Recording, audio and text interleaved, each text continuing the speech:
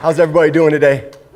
Good. I was so excited to see the group of young people walk in here, working with kids, and over the decades now of working with kids and impacting them. It was great to see the young group come in from Grand Rapids.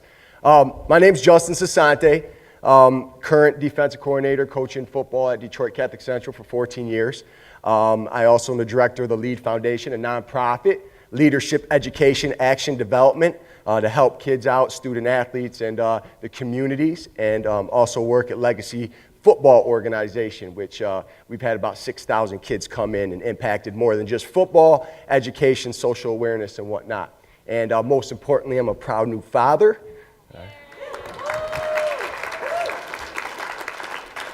It's made me soft already. I had Grace, Cessante. But with all that being said, that's great to be where I'm at and very blessed in my life, but where I come from is, it's a foundation of a little bit of dysfunction, chaos, love and hard work and crazy passion. But I was born and raised on the west side of Detroit, single mother household, very diverse neighborhood, black community, Arab community, Italian, Polish community, all mixed into one in a pot in what otherwise is a very segregated city of Detroit. And grew up with an older brother, and my older brother, 6 years older than me, used to hang with some guys that probably weren't always doing the right thing. And, my mother, single mother household, she's working a lot, and I was in an environment when I was very young and impressionable that things could have really went one way or the other, for the good or the bad. Thank God I fell in love with the game of football, which is so much more than a game or any other sport or any other passion in your life that you may find, because it gives you a purpose and a passion. And that kept me away from a lot of things. See, I was in a neighborhood where kids were doing drugs. They were drinking. They were home by themselves because their parents were working or their mother was single. And I was around kids that were 6 or 7 years older than me. So not only were they doing things they shouldn't have been doing, but they thought it was funny if I was to do the same things.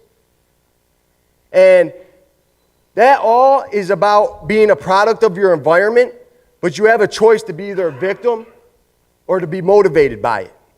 And at a very young age, I decided that I was going to be motivated by it. I used to remember leaving the house in 6th grade. And this happened to be the same time. My brother's 6 years older than me. My mother's boyfriend was an alcoholic. He was in the house. And I didn't really like being home. But I loved football, and I knew what I had to do to be successful because I wasn't the biggest, the tallest, the fastest. So I would work out nonstop. Nonstop. 2-3 days a week. And it doesn't matter if it's education or it's whatever you have in love in your life, but I knew that's what I had to do to get where I was going. And I would come home, and my brother and his friends would be 7, 8 deep in the basement. And the basement would stink of smoke and alcohol, and I'd be slamming the weights. And I'm 6th grade right now. And I'm slamming the weights, and they're looking at me, and they can't stand me, and I can't stand them. But for me, you're not going to stop me because you want to do what you want to do in our house, and my mom doesn't know what's going on because she's at work. I'm going to do what I have to do. And I'm going to look at you while you're sleeping in the dark over there, or smell you sometimes. And it's not going to stop me from what I have to do over here. The weights were in the basement. Now, my outlet was getting out of the house and going running at 10 o'clock at night, 11 o'clock at night. I remember one time in 7th grade, I didn't want to be home, some stuff going on. I got out of the house. I ran about 4 or 5 miles. I came back. It was freezing cold out. My mother came outside. She said, "You need to get in the house." I said, I'm just going to be out here for a little longer, and I'm jump roping, and my jump rope is freeze and breaks. Okay? So I was like, I'm willing to put in other things that other people aren't.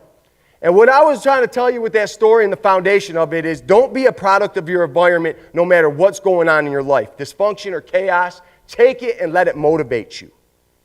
And at a point in 8th grade, I went up to my mother and I said, "I want to go to Catholic Central." And she said, "What's Catholic Central?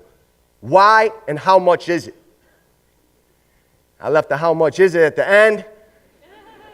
I said, "Mom, I want to be different. I want to get away from what everybody else is doing." It's the first time that I accepted be comfortable with being uncomfortable. I don't know if you've ever heard that saying. But really, if I want to be different, how am I going to take myself out of a situation that I know that I could go into high school with guys that maybe are doing X, Y, and Z, and I need to be doing A, B, and C? So we talked about it. She's like, well, why don't you want to go to school with your friends? Why do you want to go to all boys school? Like, this is a preparatory school. So we scraped together the pennies. I ended up going to Catholic Central. And at Catholic Central is the first time that I was able to learn a couple very important concepts that would carry for the rest of my life. From a great man, Tom Mack, a legendary coach. Coach Mack was so much more than a football coach. He was a mentor. He was a person of care and passion. He was a great impactor. And he first taught me what the mind can conceive, the body can achieve. Now think about that. What your mind can conceive, what it can actually handle, that you can put yourself in a place that you want to be successful or what you want to do in your life. If your mind can conceive that, this is secondary. This just comes with a couple important parts of the equation. Hard work, passion, success comes with that. The second thing he taught me is goals. Okay, what your mind can conceive, your body can achieve is great. But do you have a map, a strategy to go where you want to go? So the first thing he told me is you got to set goals, son. And if you're going to set them, you better put them up in front of you. I said, that's a whole lot to handle. I'm 14 years old. I'm just trying to not flunk out of school. And there's a lot going on here. And I'm at all boys school and I'm uncomfortable. And I have to work a summer job. And I had to take 2 summer classes to get in here. And I got this man sitting in front of me telling me these crazy concepts. Believe in yourself. What the mind can conceive, the body can achieve. Set goals. What's a goal?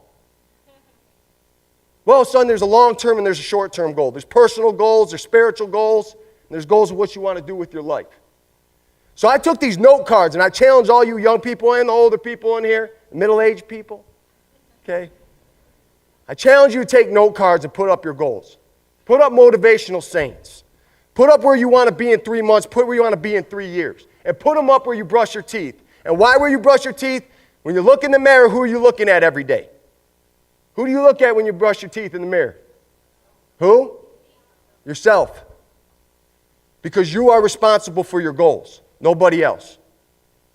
Okay, so I took these things and these pillars of success, what the mind can conceive, the body can achieve, setting goals for yourself. And I went to a school, and I'll tell you guys, show me your friends and I'll show you your future.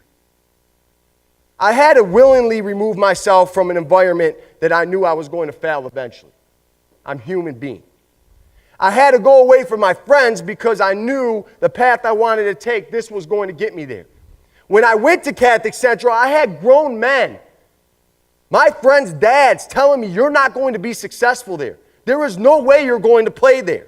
I never had a dad politicking with all the dads sitting in the corner. So that it starts getting to you. Because people, it's a human nature. Some people just want to see you fail. Or they're going to put things in your mind that aren't positive all the time. So I had to take that baggage with me. So I get to Catholic Central and I almost fell out my first year. The second year I walk out of school and say I'm never coming back. My third year we win a state championship. My fourth year I'm a captain on the top 10 team in the country. All area, all blah, blah, blah. That really doesn't matter. It was the blessing to be part of something that I said, wow, I can overachieve. I'm not supposed to be here. Actually, everybody in my life told me I'm not supposed to be here. So we take that and fast forward, and I finally get a college scholarship because to really go to college and for my mother to have ease a burden, I needed to get money to go to school. So I took the biggest scholarship I could find in this little country town, and I'm a city guy, and I got out of there after a year, and I went up to Grand Valley and ran into another great mentor, Brian Kelly, who's at Notre Dame. Now, these are 2 different types of mentors, Tom Mack and Brian Kelly, whose face is red and screaming, and it brought a whole different element to your life, but a different toughness. And I get in a little bit of trouble at Grand Valley. And I'm starting to act how I wasn't acting in high school, the way I was disciplined, the way I carried myself. Because at the end of the day, we're all looking to leave our families and ourselves better than we found it, right? Like whatever our families did for us. My grandmother was in Detroit on welfare with 6 kids, and then my mother was single and had 2 kids on the west side of Detroit. I had to make sure Isla Grace isn't living like that. But they pulled us up, so now it's my responsibility to pull my family up. Okay? So I'm at Grand Valley, and we just win a national championship. And like, wow, man, now your football career is starting to really come together, and God knows only what can happen. And I get into some trouble. I get in some serious enough trouble that I don't get to play my final year of college, and we win a second national championship. I'll remember that for the rest of my life. I'm sitting in a restaurant with my uncle in Detroit, and we're watching my teammates win their second national championship, and I'm not with them. Now, that was probably the most important turning part of my life, because at that point, my friends that I grew up with back in the neighborhood, a Lebanese Muslim, a Scottish Baptist, and an Italian Catholic, we all walk into the bar. Okay? We started a nonprofit called Hype.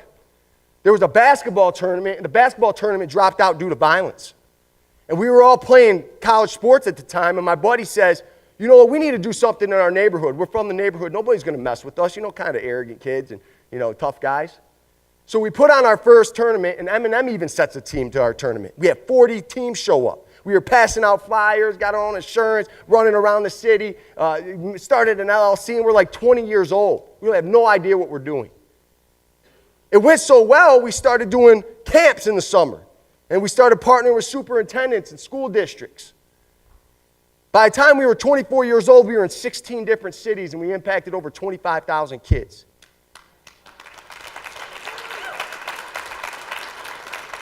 Now, I tell you this is because it's part of my fabric and my foundation. In 2006, we acquired a neighborhood stabilization program grant for $11 million and built a community center in our old neighborhood.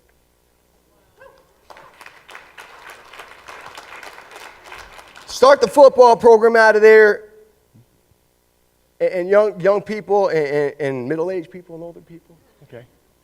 Opportunity does not knock. You go to opportunity and you kick that door down. Does not knock. You don't sit around and wait. It's not the music and all that stuff. It doesn't knock. So I meet these great people from Legacy, and they say, I see everything that you guys are doing. We love your passion. We love your energy. Can we partner? Can you come over here? And I end up at this beautiful facility that's impacting now not just the city of Detroit, but all the cities in Michigan and the Midwest. So I want to leave you with a couple things, because I told you about my foundation. I tell you about things that I didn't necessarily want to tell people about sitting up in front of an audience of a bunch of strangers. But if that can spark one of you to say, I'm going through something. It's hard. It's against me. I promise you, if somebody told me I was standing here with the titles that I have, although they're just titles to me, I would have told them they're crazy. But what the mind can conceive, the body can achieve. And the last thing I want to put out to you guys is, whatever you're going to do after you get your goal set, after you get that quote up, what the mind can conceive, the body can achieve, visualize. Visualize yourself doing great things. At the end of the day, success is not cars, it's not clothes, it's not houses, it's not what everybody sees on Instagram and Facebook. Success is the positive impact you have on others. If you can find something that you're passionate about, you will work hard enough to be successful in it.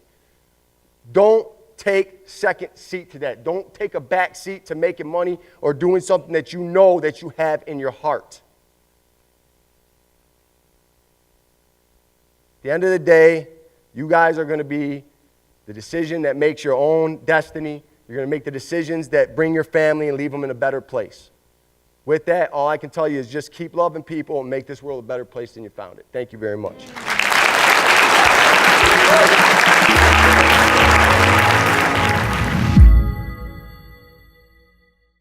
The Hero Roundtables are the global events that ask the question, what is a hero? You've just seen one hero talk. To find more and join the conversation, visit our website or social media.